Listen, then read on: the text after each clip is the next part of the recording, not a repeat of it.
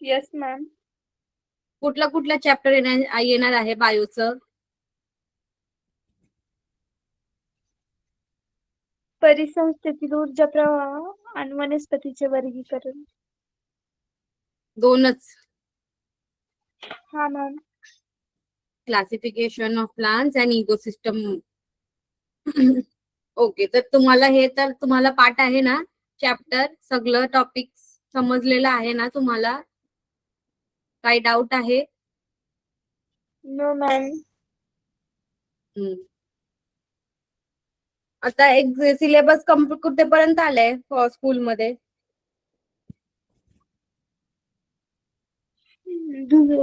परिसंस्थेतील ऊर्जा प्रवाह चालू आहे. Okay.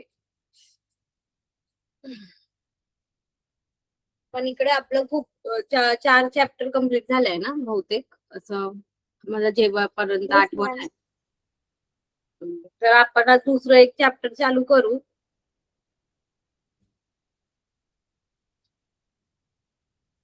Okay ma'am.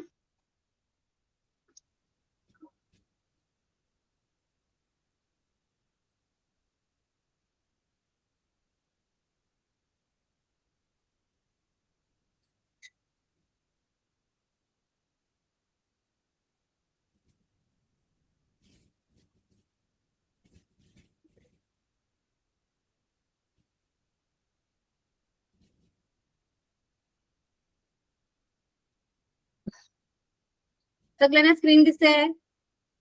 Yes ma'am. Yes.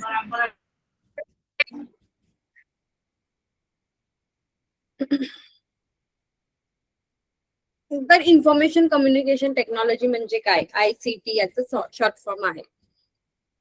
याच्यामध्ये पूर्ण कम्प्युटर रिलेटेड आहे सगळं. म्हणजे कम्प्युटर कसं होतात पूर्वीच्या काली, ते लोक किती एनर्जी खायचं, आणि आजचा कम्प्युटर कसा आहे, तो काय काय करू शकतो, आपण कम्प्युटरचा वापर काय काय करण्यासाठी वापर करू शकतो, कम्प्युटर मध्ये कुठले कुठले फील्ड आहे जे आपण बघतो, हार्डवेअर आणि सॉफ्टवेअर, हे सगळं काय आहे,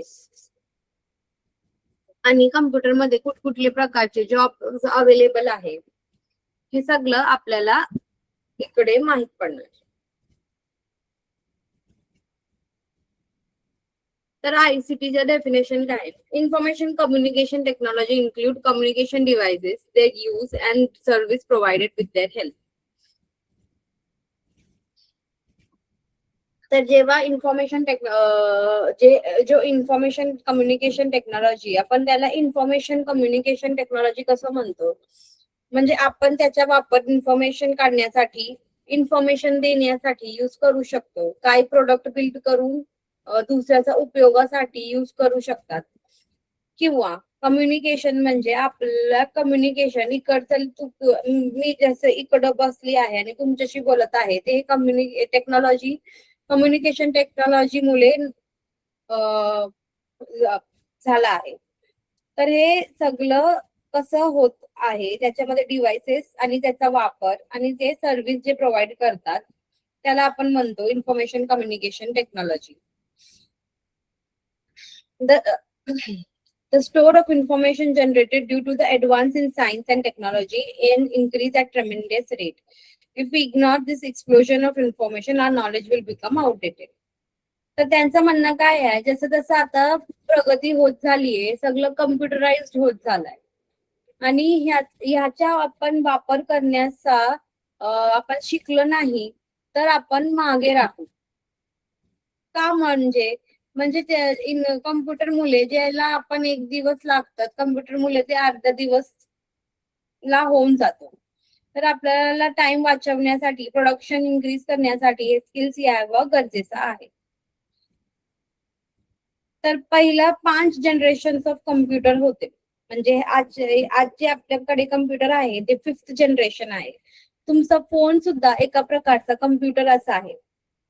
तर पहिला कम्प्युटर कसा होता, त्याच्यामध्ये एक व्हॅक्युम ट्यूब होतं. व्हॅक्युम ट्यूब म्हणजे ज्याच्यामध्ये हवा नसतं, त्याच्यामध्ये एक असं ट्यूब होतं, आणि ते ट्यूब ना ते खूप पॉवर खिचायचं आणि ते खूप गरम व्हायचं कम्प्युटर, त्याच्यामुळे तो सतत सतत बंद पडायचं कम्प्युटर आणि ते खूप मोठा होता ते कम्प्युटर. मग ट्रान्झिटर सेकंड जनरेशन मध्ये ट्रान्झिटर आला, ते थोडं छोटं झालं आणि कम्प्युटर आणि ते थोडं फास्ट चालू काम करायला लागलं. थर्ड जनरेशन मध्ये इंटिग्रेटेड सर्किट आला, आयसी, जे जे जेला मग पूर्ण कॉम्पॅक्ट करू शकतो आणि ते स्पीड न चालू शकतो. फोर्थ जनरेशन मध्ये मायक्रो प्रोसेसर आला, आपण म्हणतो ना मायक्रो चिप्स असतात, हे असतात कम्प्युटर मध्ये, त्याच्यामध्ये आला ते, त्याच्यामध्ये कम्प्युटर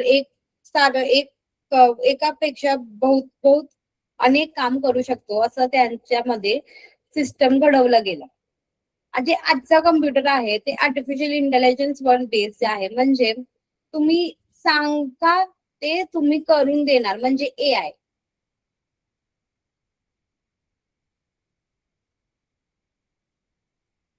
आता कम्प्युटर कसं काम करतो, इनपुट, प्रोसेसिंग आणि आउटपुट.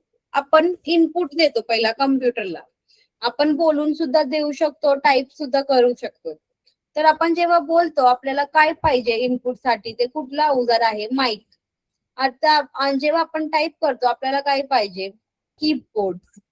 तर आपण इनपुट हे डिव्हाइसेस आहे, माउस, कीबोर्ड, माईक, हे इनपुट डिव्हाइस आहे. मग ते प्रोसेस होतो कम्प्युटर मध्ये, म्हणजे त्याच्यामध्ये तो कम्प्युटर बघतो याला काही पाहिजे इन्फॉर्मेशन, तुम्ही त्याला एक कमांड दिला, आता ते कमांड पूर्ण करण्यासाठी ते इन्फॉर्मेशन ढूंढतो आणि प्रोसेस करतो, मग तुम्हाला आउटपुट येतो. आउटपुट म्हणजे त्याचा रिझल्ट जे तुम्ही विचारले होता. जसं कॅल्क्युलेटर, कॅल्क्युलेटर सुद्धा एक प्रकारचं मिनिएचर मायक्रो कम्प्युटर सारखाच आहे. तुम्ही घातला कॅल्क्युलेटर मध्ये 2+2, तर 2+2 घालून इज इक्वल टू केला, ते कॅल्क्युलेटर प्रोसेस करतो 2+2 काय आहे आणि मग तुम्हाला आउटपुट देतो 2+2 4 आहे म्हणजे. तर हे आहे कम्प्युटरची काम करण्याची पद्धत, इनपुट, प्रोसेसिंग आणि आउटपुट. तर कम्प्युटर मध्ये किती किती पार्ट असतात, मेमरी, रॅम, ज्याला आपण रॅम म्हणतात, त्याला आहे रॅम, त्याच्या फुल फॉर्म आहे random access memory. Operating system म्हणजे आपला कम्प्युटर कुठला ऑपरेटिंग सिस्टम मध्ये काम करू शकतो. ROM, read only memory, program data and information. RAM काय असतं, तुम्हाला कोणाला माहित आहे रॅम काय असतं?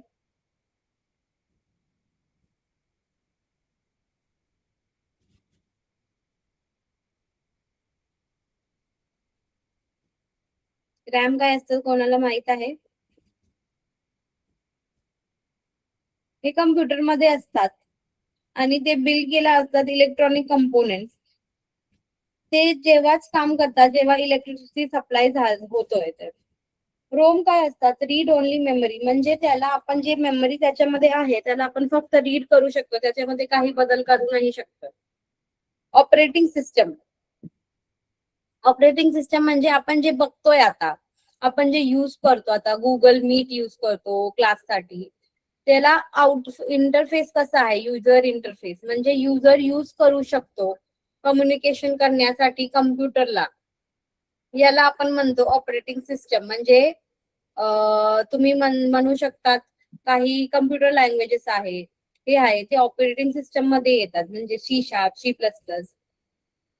आता प्रोग्राम, डेटा आणि इन्फॉर्मेशन,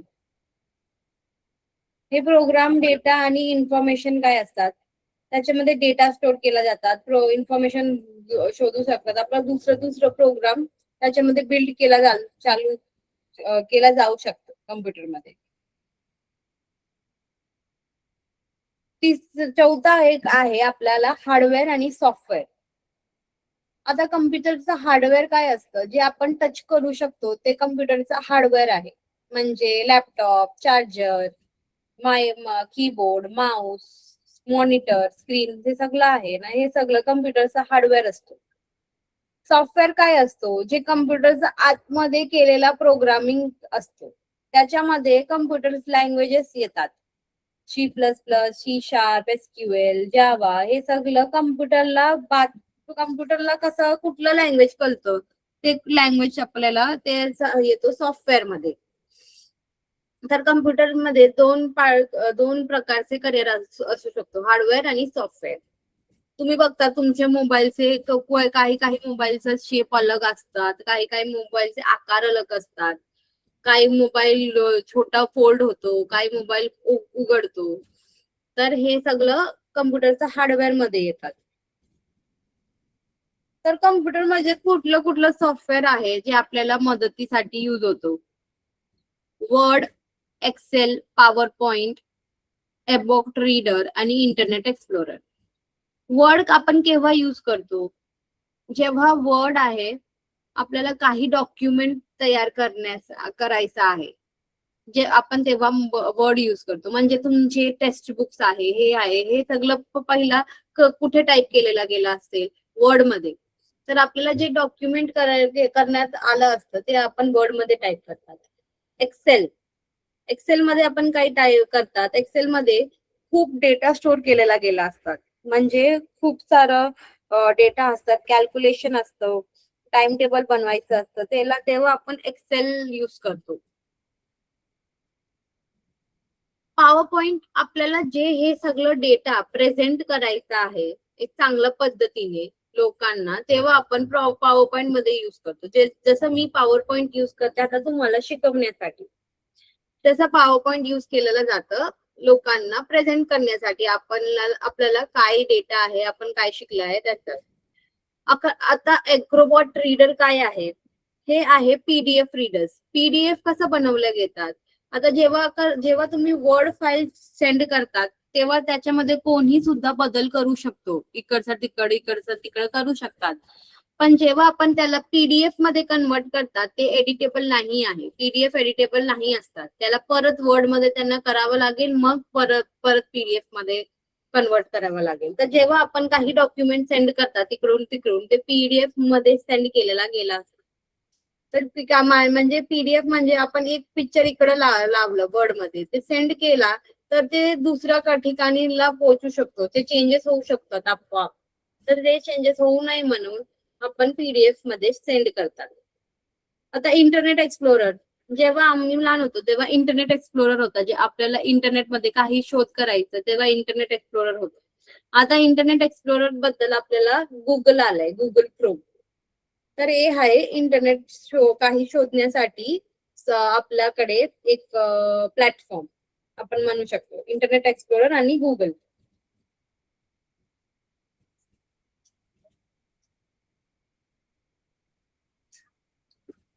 तर आपल्याला आयसीटी कशासाठी यूज होतो? Demonstration, prediction and collecting scientific information. Demonstration म्हणजे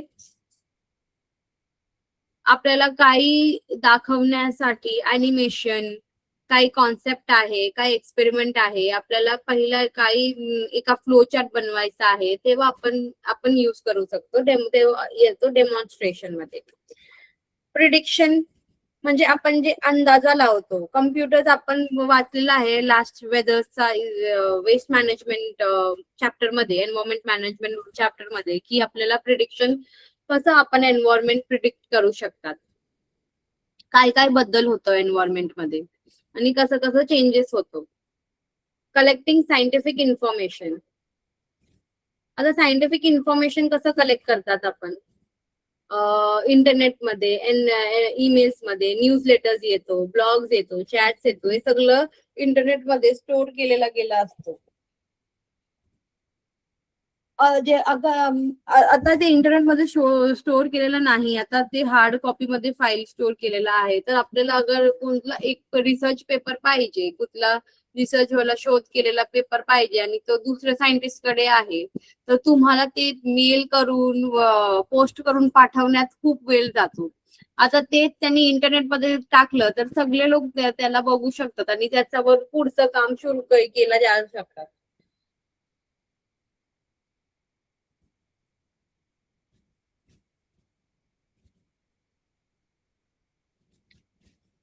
आता कम्प्युटर मध्ये कुठलं कुठलं कम्प्युटर करिअर ऑपॉर्च्युनिटीज आहे? आता कम्प्युटर मध्ये सॉफ्टवेअर, हार्डवेअर, ट्रेनिंग आणि मार्केटिंग. सॉफ्टवेअर म्हणजे काय, जे तुम्हाला मी सांगितलेलं होतं, development of users, user interface, operating system, हे सगळं कम्प्युटर लँग्वेज यूज करून केलं गेलेलं असतात. आता हार्डवेअर काय आहे, जे तुम्हाला मी सांगितलं होतं की फोन कसा दिसतो, स्क्रीन कसा असतो, ते बॅटरी कसा राहावी, हे सगळं हार्डवेअर मध्ये येतं.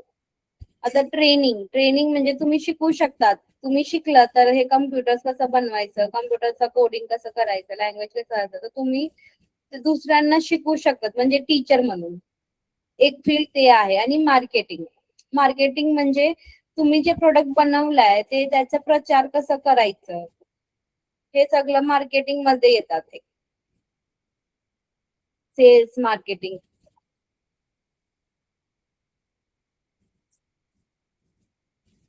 समजतंय का तुम्हाला? कोण काही येस नाही मॅम. सांगेल. Yes, yes ma'am. येस. चला थोडस तुम्हाला चेंज करू टॉपिक. क्लासिफिकेशन ऑफ प्लांट्स सांगा मला. क्लासिफिकेशन ऑफ प्लांट्सचे आपला किंगडम किती आहे क्लासिफिकेशन ऑफ प्लांट मध्ये?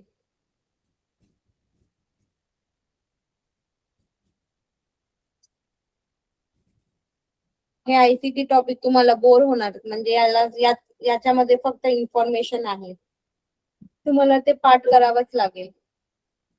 हा सांग नरेंद्र, क्लासिफिकेशन ऑफ प्लांट्सचे 2 भाग सांग. हा तू चालला होता ना तू.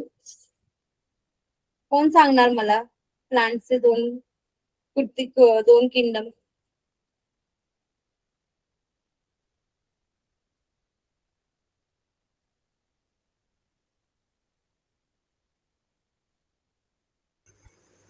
आदि केंद्रिकी व दुष्य केंद्रिकी.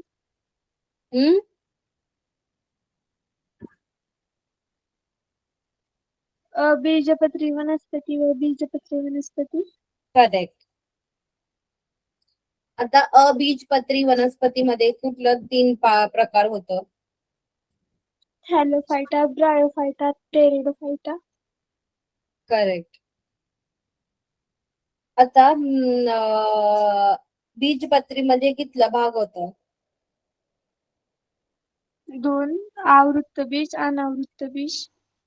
करेक्ट. आणि त्याच्यामध्ये कितला 2 भाग होतं? एक बीजपत्री, द्विबीजपत्री वनस्पती. करेक्ट. करेक्ट.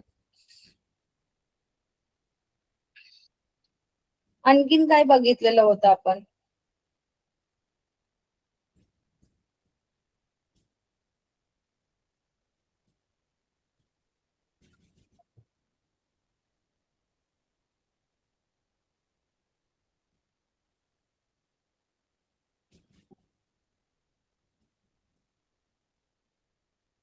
आपण आणखीन काहीतरी बघितलं होतं ना प्लांट्स मध्ये,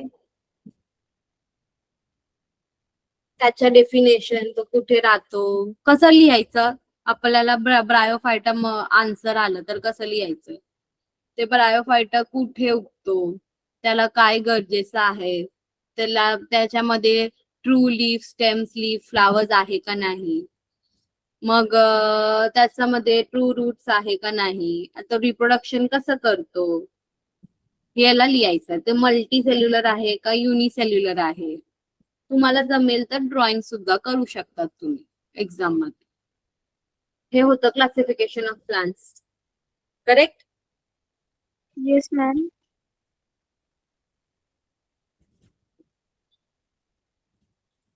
आता आपल्याला आहे सीडॅक.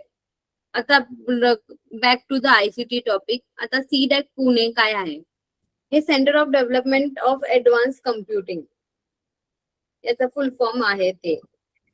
ते पुणेमध्ये सिच्युएटेड आहे आणि ते एक कम्प्युटर रिसर्च इन्स्टिट्यूट आहे. त्याच्यामध्ये रिसर्च होतो की वेगवेगळे प्रकारचे कम्प्युटर, सुपर कम्प्युटर कसं बनवायला पाहिजे. म्हणजे जे कम्प्युटर्स नासा मध्ये म्हणजे ऍस्ट्रॉलॉजिकल डिपार्टमेंट मध्ये यूज होतो.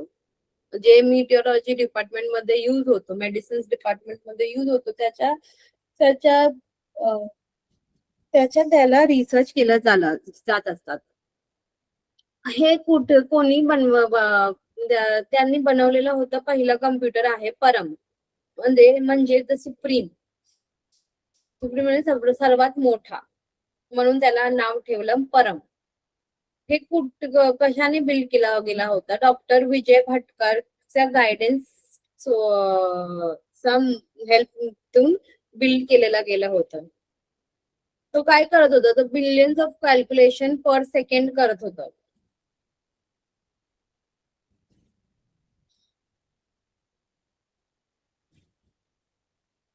ऑइल एक्सप्लोरेशन साठी यूज केला गेलेला असतो, मेडिसिन साठी, मीटरोलॉजी साठी, इंजिनिअरिंग आणि डिफेन्स साठी. आता डिफेन्स तुम्ही बोलता मिसाईल इकडून तिकडून कसं पाठवतात, त्यांना ऍड्रेस कसं माहित पडते ते मिसाईल त्या आहे हे कम्प्युटर मुले, त्याच्यामध्ये पण चिप असतात. आपण त्याला कुठल्या ठिकाणी जाऊन विस्फोट करायला सांगतो, तो त्या ठिकाणी जाऊन पडून विस्फोट करू शकतो. तर हे सगळं डिफेन्स मध्ये येतात कम्प्युटर्स.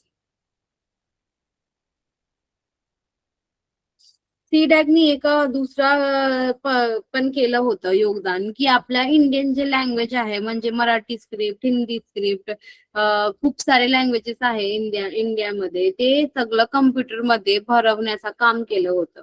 म्हणजे जे बाहेरचं कम्प्युटर होतं त्याच्यामध्ये फक्त इंग्लिश लँग्वेज होतं. आता आपल्याकडचं लँग्वेज पडण्यासाठी हर हर इन्स्टिट्यूटनी आपल्या योगदान केलं.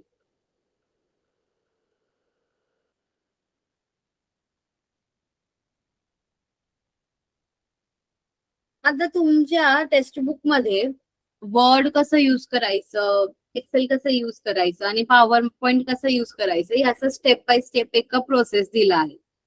तर जेव्हा तुम्हाला टाइम असेल ते तुम्ही ट्राय करून बघू शकतात.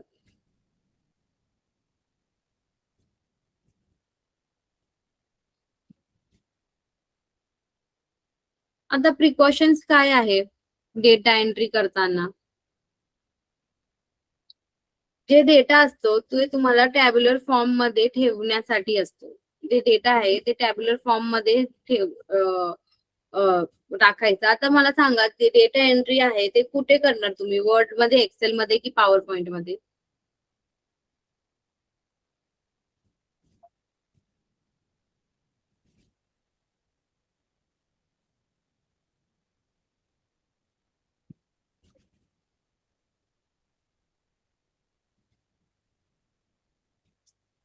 डेटा एंट्री एक्सेल मध्ये केले जातात, ज्याच्यामध्ये खूप लाईन असतात, त्याला एक्सेल म्हणतात, आणि त्याच्यामध्ये डेटा एंट्री केली जातात.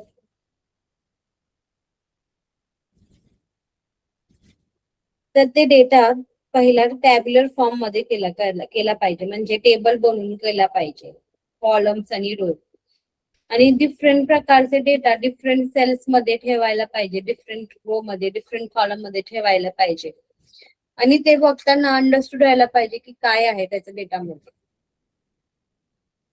तुम्ही ड्रॅग आणि फिल पण करू शकतात, म्हणजे एका डेटा तुम्ही दुसऱ्या डेटामध्ये घालायचा आहे, त्याला आपण खिचून दुसऱ्याकडे नेऊ शकतो. हे डेटा डिफरंट कॅल्क्युलेशन साठी युज केलं झालं असतं. ते एक्सेल मध्ये दुसरं बहुतेक खूप सारा फॉर्म्युलाज पण युज केला जात असतात, आणि ते फॉर्म्युला कसं सुरू होतं, इज इक्वल टू आणि फॉर्म्युला लिहायचं आणि ते कॅल्क्युलेट करून तुम्हाला देतो सगळं डेटा.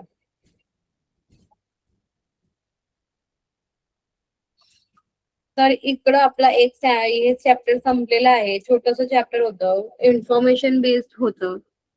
तर याच्यामध्ये जास्त समजण्यासाठी काही नाहीये, इन्फॉर्मेशन नॉलेज खूप आहे. तर तुम्हाला हे सगळं पाठ करावं लागेल, ते कम्प्युटरचे नाव, ते कम्प्युटरचे कंपोनेंटचे नाव सगळं.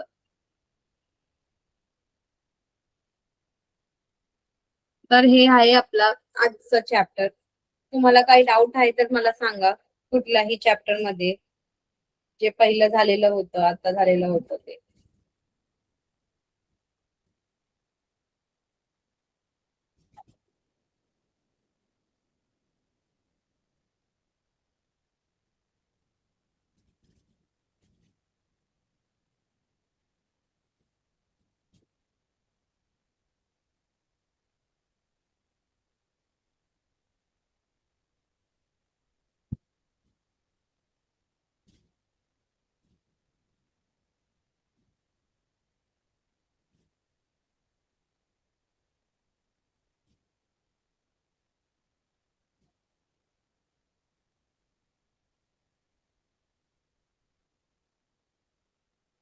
काही डाऊट आहे कोणाला?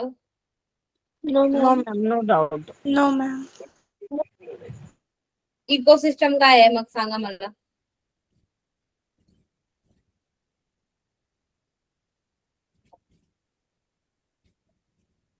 इकोसिस्टम काय असतो?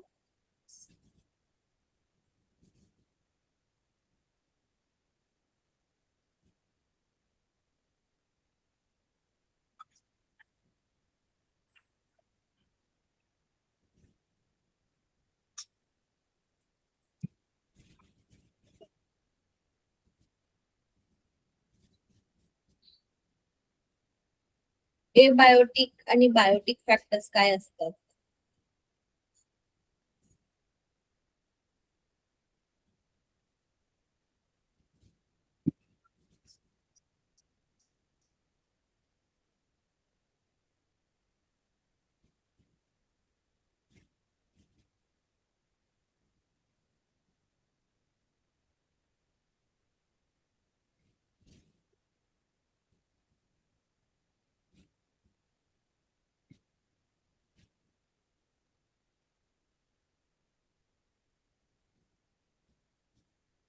काय झालं सगळ्यांना? शांत, इतकं शांती आहे. तुमचे एक्झाम्स आहे ना आता? वाचून झालं नाही कोणाचंच? मॅम क्वेश्चन रिपीट कर दीजिए. प्रश्न पुन्हा विचारा.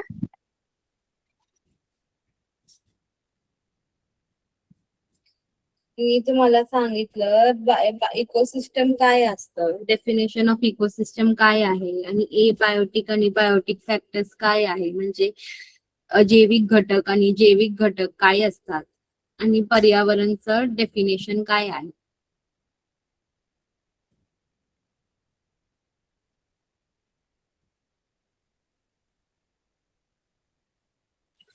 परिसंस्था म्हणजे एक विशिष्ट भागातील जैविक घटक, सजीव आणि अजैविक घटक, निर्जीव तसेच त्यामध्ये होणारी आंतरक्रिया या यंत्राला परिसंस्था असे म्हणतात. करेक्ट. हेरिडिटरी आणि इव्होल्युशन मध्ये काय फरक असतं?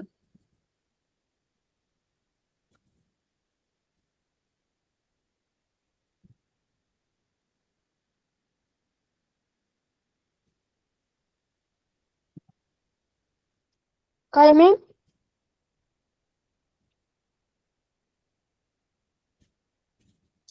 हेरिडिटरी आणि इव्होल्युशन मध्ये काय फरक असतं, त्यांचं डेफिनेशन. हेरिडिटी म्हणजे काय?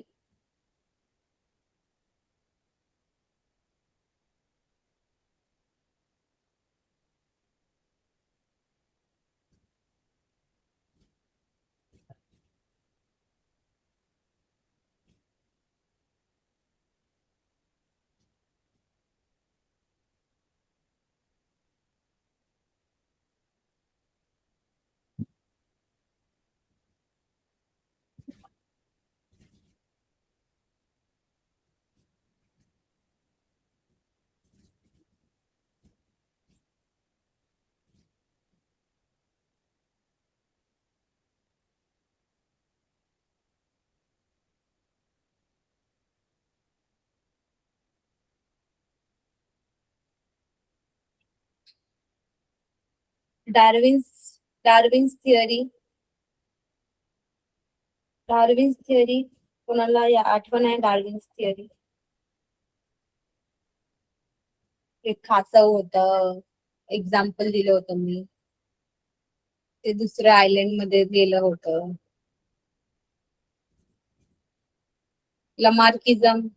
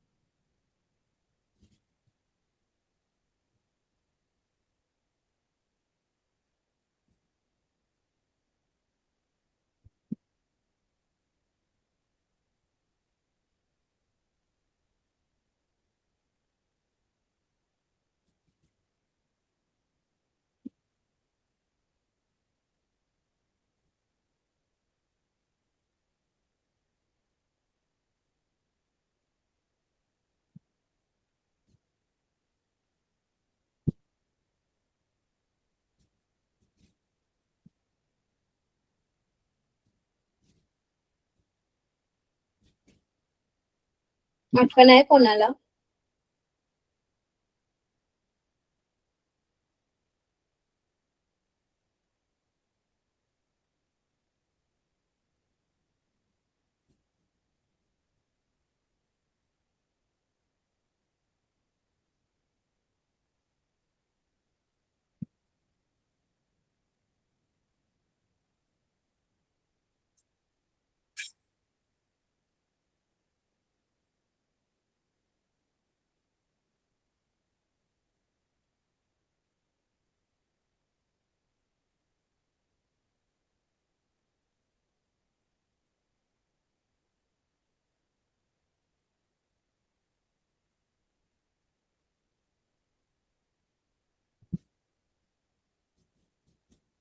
आता ते सोडा, तुम्हाला आठवण नाही कोणालाच. आयसीटी काय आहे ते सांगा, आताच वाचलं आपण. आयसीटी काय असतं?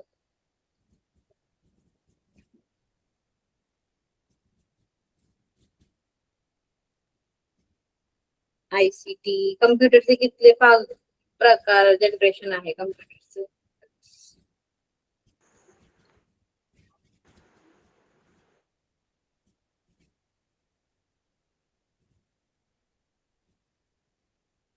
कुठले कुठले पार्ट असतात कम्प्युटर मध्ये?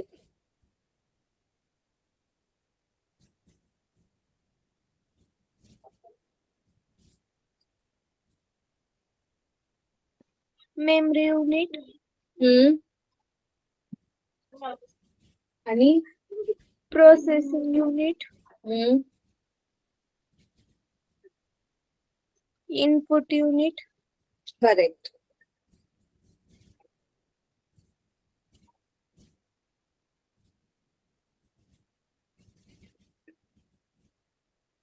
कम्प्युटर मध्ये कुठले प्रकारचे हे असतात? मेमरी, ओएस, प्रोग्राम आणि डेटा. त्याला आपण काय म्हणतात?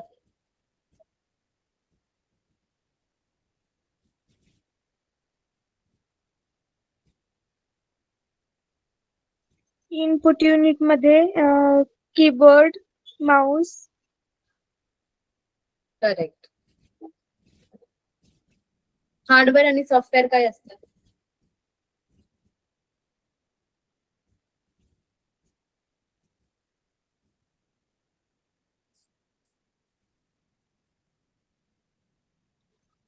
हार्डवेअर म्हणजे संगणकाचे सर्व भौतिक भाग. करेक्ट. आणि सॉफ्टवेअर?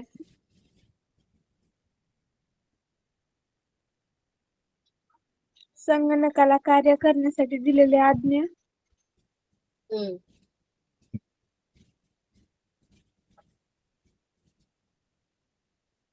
वर्ड काय असतं? एक्सेल काय असतं? पॉवर पॉइंट काय असतं?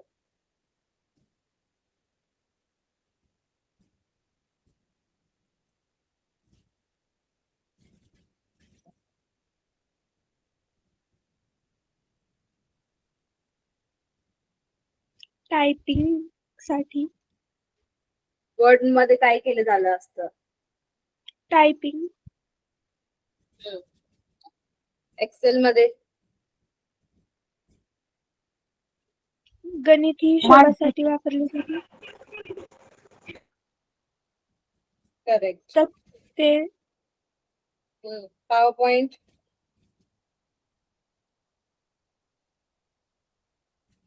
सादरीकरण तयार करण्यासाठी.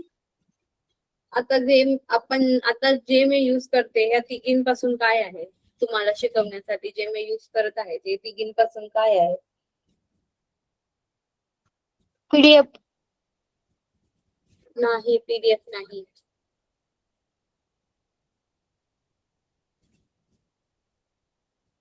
Power point, computer. Correct. Power point आहे, ते फीचर आहे पॉवर पॉइंट. पीडीएफ मध्ये काय असतो? पीडीएफ ची खासियत काय आहे?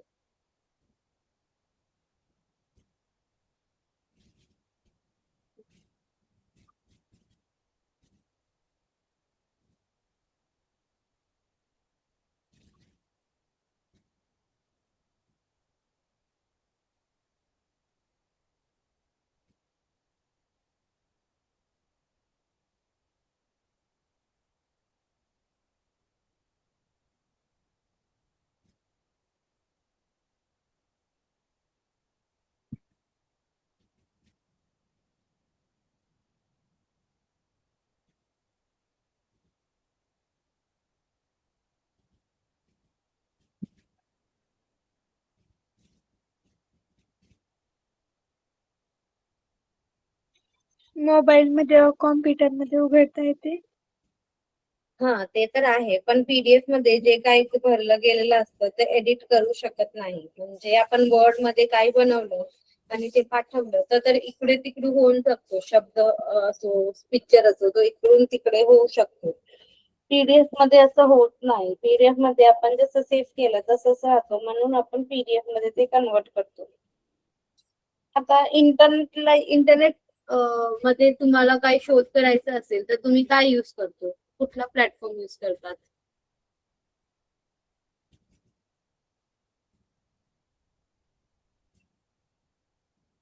काही पण शोध करायचा आहे इंटरनेटमध्ये तर तुम्ही कुठे जाऊन शोध करतो? गुगल. करेक्ट. करेक्ट. आणि गुगलला आपण म्हणतो नेट. नेट आहे त्याचा एक प्लॅटफॉर्म म्हणतो, सर्च इंजिन म्हणतो. तर गुगल सारखा दुसरा पण होता, ते आता जास्त कोण यूज नाही करत. त्याचं नाव आहे इंटरनेट एक्सप्लोरर.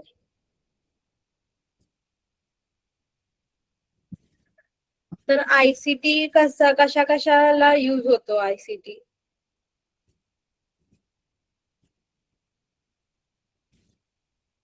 कुठल्या कामासाठी यूज होतो? माहितीचे संकलन साठवण्यासाठी. करेक्ट. आणि weather forecast, prediction,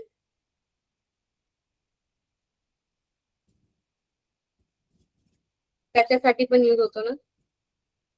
yes ma'am. Yes ma'am. आणखीन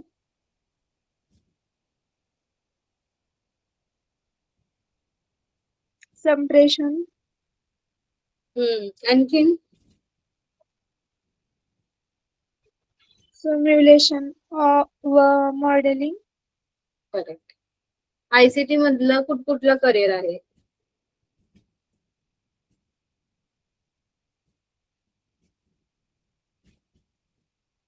वैज्ञानिक प्रयोगाचे निष्कर्ष.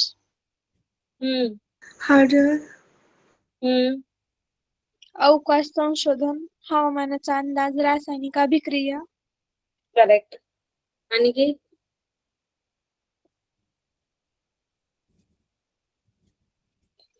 जगभरातील शास्त्रज्ञ इंटरनेटचा व ईमेल द्वारे एकमेकांशी संवाद करू शकतात. सीडॅक कुठला इन्स्टिट्यूट आहे? इन्स्टिट्यूटचं फुल फॉर्म काय आहे सीडॅकचं?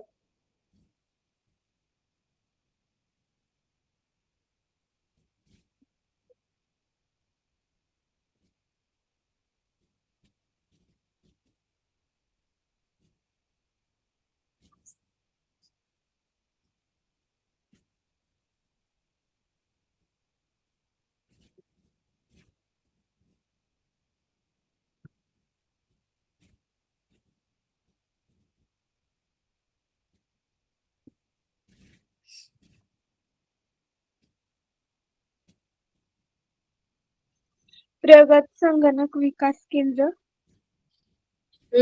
सीडॅकचं फुल फॉर्म काय आहे बघा, काय लिहिलंय स्क्रीनवर सीडॅकचा फुल फॉर्म?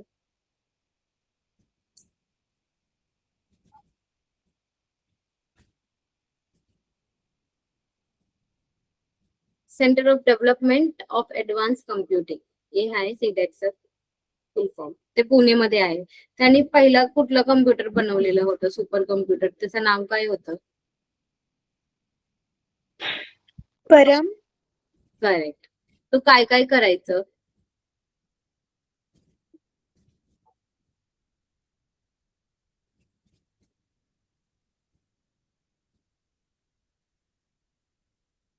दर सेकंदाला 100 कोटी गणिते करू शकतो. करेक्ट. तर इकडं आपला हे आयसीटी चॅप्टर संपलेला आहे. तुम्हाला काही डाऊट असेल तर मला नेक्स्ट लेक्चर मध्ये विचारा. तुमची एक्झाम पण येत आहे, त्याच्याची तुम्हाला ऑल द बेस्ट. खूप तयारी करा. Okay ma'am. Thank you ma'am. चला मग, bye, good night, take care. Bye ma'am. Good night. Good night ma'am. Good night, take care. Bye ma'am. Bye good night. Ma'am. Bye, good night.